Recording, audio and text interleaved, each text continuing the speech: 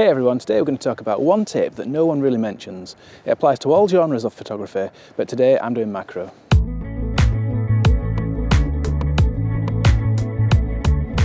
Okay, so we're properly kickstarting January off now, 2025. I'm out, I'm doing some macro today because I've not done much recently, didn't do much in 2024. So I thought I'll get out, do some macro. But we're talking about one tip that I think not many people mention, and it can really improve your photography, I think. But before we get on to the actual tip, we're going to get some photos and I'll talk a little bit about the background of why I think this tip is necessary.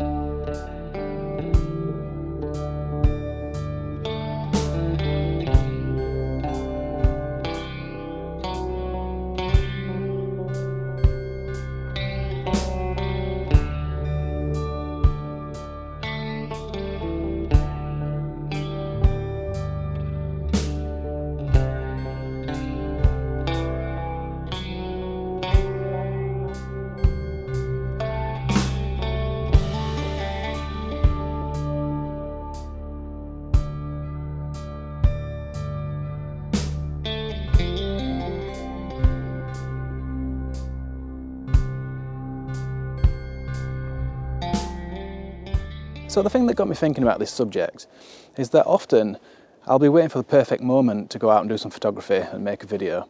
You know, I might be waiting weeks for a foggy morning to get some woodland photography, when in the meantime there might have been some fantastic mornings, maybe without fog, but some fantastic morning light coming through the canopies, and I've missed out on some really good opportunities. Even with macro, I'm often thinking, what's the perfect time to go out and get a shot? Is it in the morning when the dew's on the leaves? Or is it in summer when you've got the butterflies? And all the time I'm limiting myself. And that can be for a good reason, and we'll get onto that soon. But today I'm just loosening up, I'm taking shots of anything. So I'm going to get some more shots, and then we'll talk about why we limit ourselves, and then get onto the tip that this video is actually about.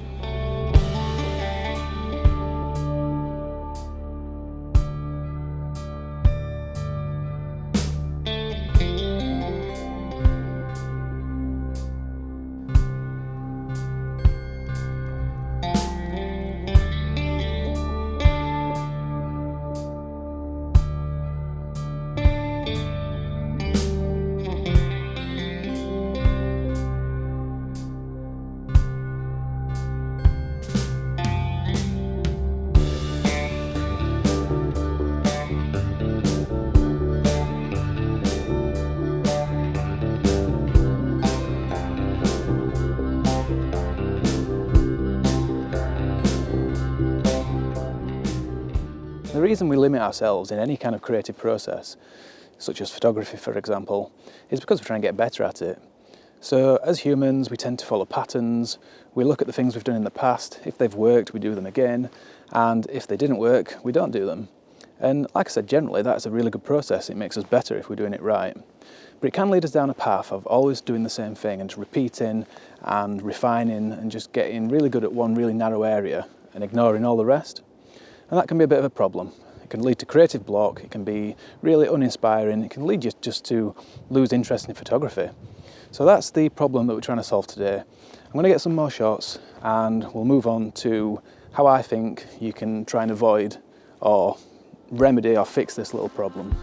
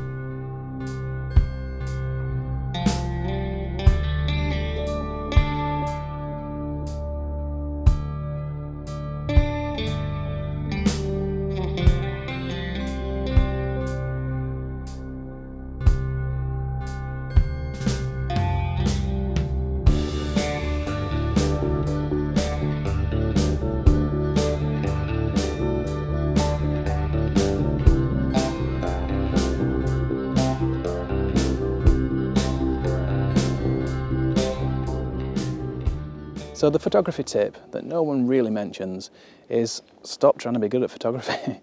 I know it sounds crazy, a bit counterintuitive, but it can really work. If you just switch off, and you don't want to do it permanently, but if you can just temporarily switch off and stop trying to be so selective and perfect, then you're going to open yourself up to much more inspiration and you're going to learn new things. And it's going to be difficult, you're going to be fighting all the time, saying to yourself, you know, you've got to get a better shot, you can't do that, you've got to do what you've done in the past, but just ignore all that. Give yourself plenty of time, you don't want to be in a rush, and just take photos of anything. Don't worry about whether it's going to be good or bad. And the big hurdle that you're really going to have to get over is the fact that you're going to get bad photos. And that's the thing that we really don't want. No one wants to get bad photos. But if you get 100 bad ones and one good one, then you've improved and you've learned something. And you can take that knowledge back when you're being more selective, when you want to get your good shots, and you can use that knowledge to really improve and sharpen those images. But for now, just get any shots of anything, have fun, and see what you can learn.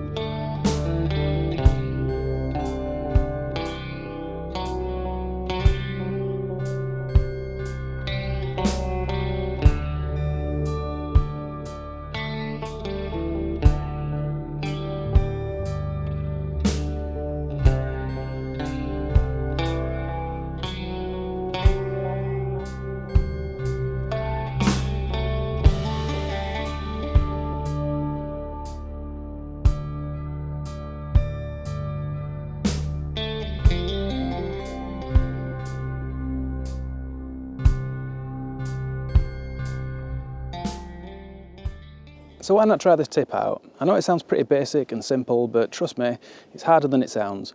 But if you can open up and just forget about all those bad shots, it will really improve your photography. It's definitely improved mine.